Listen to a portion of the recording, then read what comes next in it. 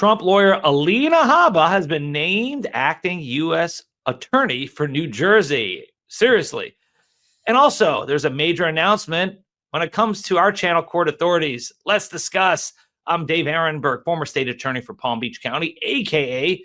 the Florida lawman here on Court Authorities, where we meet at the intersection of law, politics, and true crime. We're going to talk about Alina Habba, but I want to bring in special guest who will help me make this major announcement, none other than Michael Popok from Legal AF. Michael, this is like when Vince McMahon showed up on WCW in the last days. Look, Michael Popok on Court Authorities. Welcome, brother. Welcome back. This is a crossover of epic proportions because I'm going to cross over once and then I'm going to take you with me back over to Legal AF. That's the announcement. Dave Aronberg, some other contributors here on Court Authorities, FKA, True Crimes, is coming over to Legal AF to live with me at the intersection of law and politics, and occasionally true crime as it comes up. But listen, Dave Aronberg, let me just tell you, personally, I've had the pleasure, the honor of meeting you in person, working with you. I've admired your work. I've watched your work. You've done the same for me. We've done some crossovers in the past together. And I said to my team, as we're filling out our contributors, I've been saying for like 6 months since we opened up Legal AF, now we're crossed over the 500,000 subscriber mark. I said, I need Dave Aronberg. I said to Ben, my cellist, I said, this is a true story. I said, okay, all right, I need another major contributor over here. I've got Shan Wu, I've got Court Accountability Action and Lisa Graves and Alex Aronson and Mike Sachs, and I've got Dina Dahl and Karen Freeman-McNiffolo. You know what I'm missing? I'm missing a cleanup hitter. I'm missing Dave Aronberg. So can you make it happen? And then he nodded. Yeah, you know, Ben. Yeah, okay, Aronberg, right. And like 3 weeks went by, and I was about to text him again. And then instead he jumped on a text chain and announced that Dave Aronberg, Court Authorities, is coming to Legal AF. I was so excited. Michael, we're honored to be part of it because we've watched your channel grow. And just so you know, Legal AF and Court Authorities were all part of the Midas Touch Network. Midas Touch Network has just an enormous following, and our focus was mostly on true crime. But we then expanded to do more the whole law politics thing, and love doing that. And so with the new channel with Legal AF, which really has just boomed, and Michael, that's a tribute to you and your contributors. You guys are killing it. That we're going to bring our own legal political edge, but also some true crime flavor to the channel. So we're really excited about it. And it's going to, I think, be a great partnership. Now, people are asking, what about the Court Authorities name? We're still figuring that out if we're going to use the Court Authorities name, but we are Legal AF. I love Court Authorities, but here's the issue. You have, you have the other. Well, you're going to do crossover with me with them. We got Court Accountability Action, a political action group. Let me talk about them a little bit, because that'll help this audience understand what the ecosystem that you're joining, if they don't already know about Legal AF through Midas Touch and otherwise. I've been doing Legal AF, the podcast, for the last really almost 5 years. We had a 4-year anniversary mark as official, but Ben and I were doing an early version of Legal AF. It's like that, remember that first pilot episode of Star Trek that never saw the light of day with a different captain and a different Spock with the bad haircut? It was sort of like that. And then we switched over to made it Legal AF. But so people know me from that. And then I've had you on the show. You came on the midweek edition with Karen Freeman-McNiffolo and me. And Karen Freeman-McNiffolo, and Danya Perry, who I do work with, going back to the law school days. So this was sort of a natural fit. But when we built the channel, and I said, I'm going to curate this. I knew I was going to do a heavy lift, but I wanted an amazing group of people around me. And I started talent picking off of Midas Touch. Like, I thought Shan Wu, who was the former general counsel for a prior attorney general in Janet Reno, I loved his work. And there just weren't enough slots on kind of the Midas runway, so to speak. There's one runway and there's only so many planes you can get off during the day. And I really loved Shan. So I reached out to Shan. Ben put us together and I said, Shan, come over to me. I can get you on every day, every way. And he basically has a slot every evening with us. So you got Shan Wu doing He does it under Color is the name of his brand that he likes to use. Then Ben introduced me, and I'd met them before, to the contributors on Court Accountability Action. Now, that's not just a brand name. That's an actual thing. They spend all of their time as a public interest group focused on corruption and the influence of money on our federal court system and court systems in general. Lisa Graves, who's one of the commentators there, who I adore, she runs True North Research, which is the research arm of Court Accountability Action. Alex Aronson formerly had been the general counsel for Sheldon Whitehouse, Senator Whitehouse. So he's got a great background. Lisa Graves has served all three branches of government in some way, shape, or form for the Democrats, and so she's got that background. Mike Sachs, constitutional scholar, legal commentator, he was there too. Brought him on. Dina Dahl, I met early on also. Oh, Dina, yeah, Dina's great. Dina, I was a fan. Watched her hot takes on Midas. I'm a voracious Midas watcher. I've always been like, what's going on there? I love Dina. And Dina, we hadn't done anything together, but Dina was coming to New York when the Trump trials were going on in front of Mershon. And I said, hey, she said to me, let's meet in person. I said, well, that's great. So we met, became fast friends. I visited with her and her family in California. Then we decided to develop a show. When I founded Legal AF, we call it Unprecedented. We do it. I'd love to have you on it as a regular contributor. It's a once a week show where we look at the United States Supreme Court inside, outside, oral arguments, filings, emergency petitions, ethical issues, leaks, you name it. Personal issues, we cover it. So we founded that show, and then she does hot takes as well. And Karen Freeman Igniff was a little tied up right now with her law practice, but she often makes, she had often made contributions as well. And now we got you. I mean, that's it. I'm done. I'm throwing the towel. No, it's going to be great, and we have to figure out. You got court authorities and court accountability. You got Aronson with court accountability, Aronberg with court authorities. We'll figure out the branding, but the legal somebody's AF, changing their name. Someone's changing their name, right? Legal AF though has just been really remarkable in its rise. How quickly, and there's a real yearning for this kind of critical legal perspective of what's going on with this administration. And let's get to Alina Habba, because it is just, I guess we shouldn't be surprised anymore when you see someone who I guess was doing like parking stuff. Yeah, she represented parking lot owners, right? And then she becomes Trump's defense lawyer when it came to the civil defamation case with E. Jean Carroll. And then she lost that case, resulting in an $83 million verdict.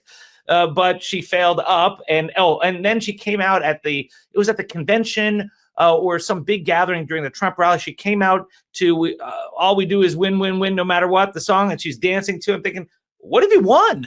But okay, and now she's going to be the acting U.S. attorney in New Jersey, and she came out with this pretty inflammatory press conference talking about the corruption and the crime under Cory Booker, the senator from New Jersey, under his nose. So you want to take a... Let's play that, Sid. Good morning. I'm sure you've seen President Trump has just put out a statement that he has appointed me as the interim U.S. attorney for the state of New Jersey, my home state. As you know, I've stood by President Trump, his family, the organization, and many other clients in that state where I've been born and raised, and I'm raising my babies now. But there is corruption, there is injustice, and there is a heavy amount of crime right in Cory Booker's backyard and right under Governor Murphy, and that will stop. I look forward to working with Pam Bondi, with the Department of Justice, and making sure that we further the president's agenda of putting America first, cleaning up mess, and going after the people that we should be going after, not the people that are falsely accused. That will stop in the great state of New Jersey starting now. Thank you so much. Yeah, look, I'm born and raised in New Jersey, and Donald Trump has visited Alina Habba onto us as retaliation for the fact that New Jersey never votes for a Republican, and certainly not Donald Trump for president. It went, Clinton, Obama, Biden, and even Kamala Harris won New Jersey. So it was no surprise there. But the reporting, the headline is, and I loved it, I did a hot take on this, NewJersey.com did a great headline. It just summed it up. It was like the hot take all in one.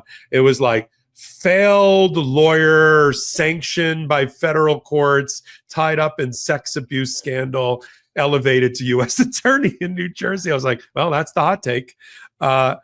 So let's frame it for our audience and all the audience here, right? You've got Donald Trump, who has aimed heavy artillery at the federal court system and federal judges, and has now moved on or simultaneously added law firms and lawyers to try to undermine that foundation of our constitutional republic that checks an out-of-control president. Okay, he did it as a criminal defendant Trump and criminal convict Trump, and he's certainly doing it as President Trump. It's gotten so bad on the judge side that United States Supreme Court Chief Justice Roberts had to step out of character and use whatever political capital he has to issue a statement directed to the president, telling him to knock it off in calling for attacking federal judges and calling for their impeachment. Extraordinary. Then he turned in the last 48 hours to attacking lawyers and law firms, including by name. He had already put a couple on the blacklist, 3 in particular. One sued immediately and won an injunction, and the other, Paul Weiss in New York, just destroyed 75 years of their history as being a leader in the bar, and just paid a $40 million extorted bribe payment to Donald Trump to try to hope he goes away, which only emboldened Donald Trump. And then he issued his protecting the federal courts from abuse. And I laughed so hard out loud when I saw that I did a hot take that said, hey, protecting the federal courts from abuse starts at home.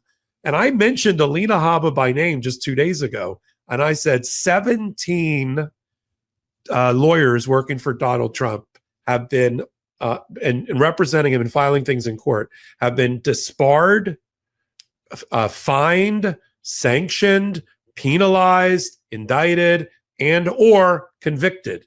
And one of them is Alina Habba. She falls into the sanctioned part. She's not a federal court practitioner, just so everybody understands. The world is a little divided. I do federal and state work, but there's people that do federal work and prosecutors. Anyway. There's people that do state work. There's people like Dave and I that kind of cross over and do both. I'm more comfortable in one than the other. But she was not a federal court practitioner. I think the only time she'd ever been in federal court is when she lost the 2 E. Jean Carroll cases and got sanctioned $1 million down here where you and I are in Florida, right by you, up in West Palm Beach with Judge Middlebrooks, finding that what she filed was a completely bad faith and meritless filing. It was, his words, a political screed masquerading as a lawsuit, and fined her $1 million. She got fined as well by a New York State Court judge, Judge Engoron, she got sanctioned related to discovery abuses in the fraud case.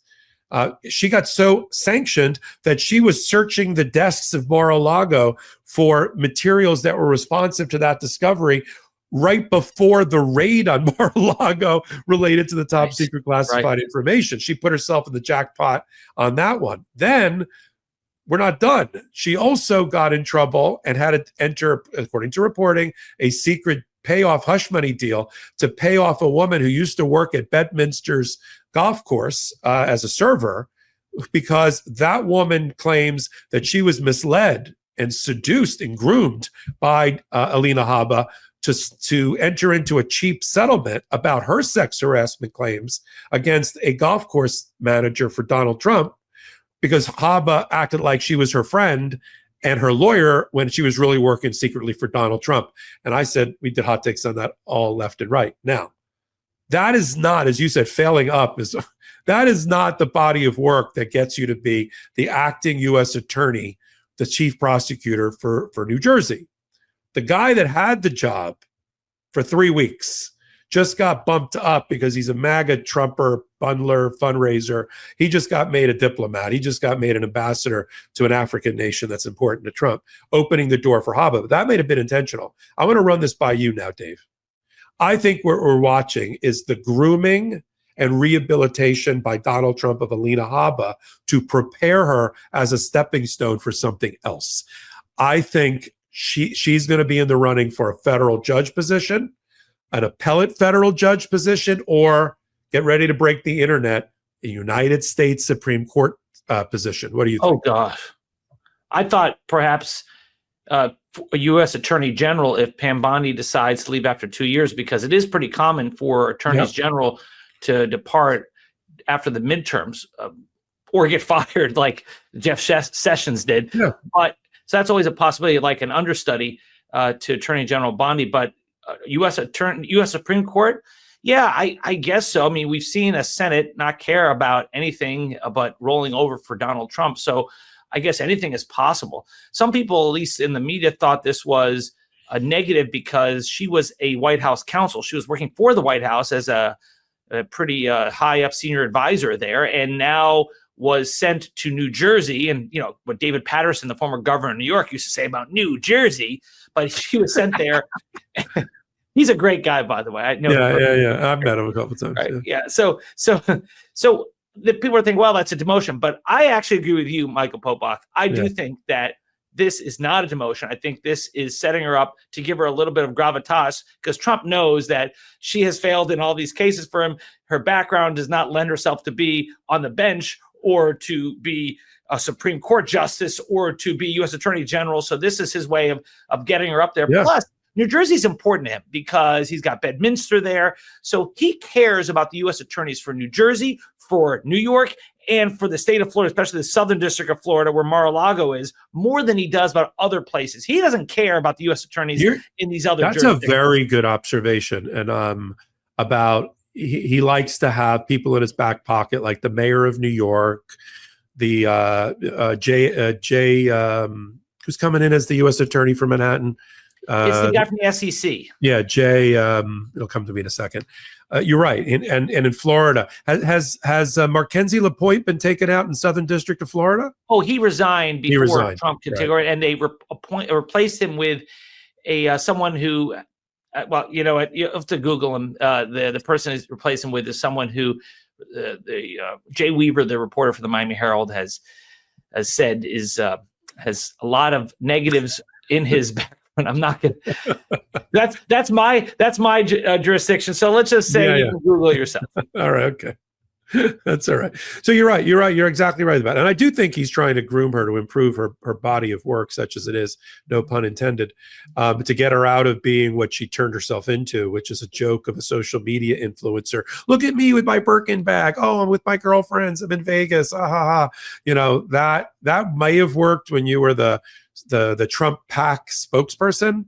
That doesn't really work. And plus she's getting, I could just tell she's getting eaten alive inside the White House, because the only person who's really influencing Donald Trump from the White House counselor / chief of staff position, besides Susie Wiles, is Stephen Miller. Stephen Miller there's new reporting that you and I'll both do hot takes on about this leak of using the Signal app to leak war plans. This not very secure. You can download. It's reasonably secure. It's fine if you want to share your pictures with your grandma. It's not something you would download from the App Store in order to share war plans among the top 4 intelligence community and security people in the Trump administration. But Stephen Miller was right there as the enforcer during that chat. And so we've always known that he's the one that came up with the use of the Alien Enemies Act. His fingerprints are all over that, along with Kristi Noem and the administration using that to bash federal judges. That's a Stephen Miller special. It's not an Alina Habba special. She's disappeared. She's the great shrinking counselor, the way that Boris Epstein, who's nowhere to be seen or nowhere to be found, was. She's no Kellyanne Conway. I mean, I don't agree with anything Kellyanne Conway does, but she was an effective White House counselor. And you can name all the ones for Obama and, you know, Axelrod and James Carville back to Obama.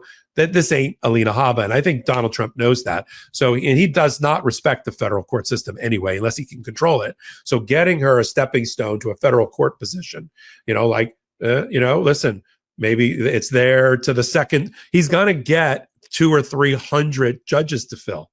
You know, the Ninth Circuit already has an opening. You know, he could put her on the 9th. He could put her on the 2nd. He could put her on the 3rd Circuit Court of Appeals or the 1st, and stash her there for a couple of years until there's an opening. He put Amy Coney Barrett in her chair 38 days before the end of his term. Right. So, what we think is ridiculous now, 3.5 years from now, we could be doing hot takes on Alina Habba being nominated for the United States Supreme Court. He doesn't care about norms or what's gone on in the past. So I think all this is well said, Michael. The only thing I disagree with you on is that most people who send pictures using the Signals app ain't send them to their grandma. We'll just leave it at that. That's a very good point, Dave. And that's the type of point of view that I can't wait to get on Legal AF. What's the tell your audience where they can find you starting in a week and all of that. Yes, come find us at Legal AF. Court Authorities will become Legal AF. We want to appreciate all of you, 78,000 plus strong subscribers here at Court Authorities. We encourage you to subscribe to Legal AF. That's part of the Midas Touch Network, and we'll see you over there. We're going to continue to do videos here at Court Authority this week, and then officially get rebranded next week as part of Michael Popok's growing empire. That was a very good evil laugh. And if you want to find us, and Sid, our producer, will put it in the notes, it's at Legal AFMTN for Midas Touch Network. Legal AFMTN.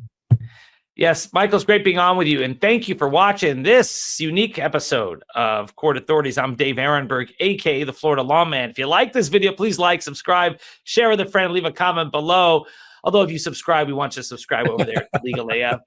Thank you for getting us over 78,000 subscribers. Thank you for your support. Thank you, Michael Popok.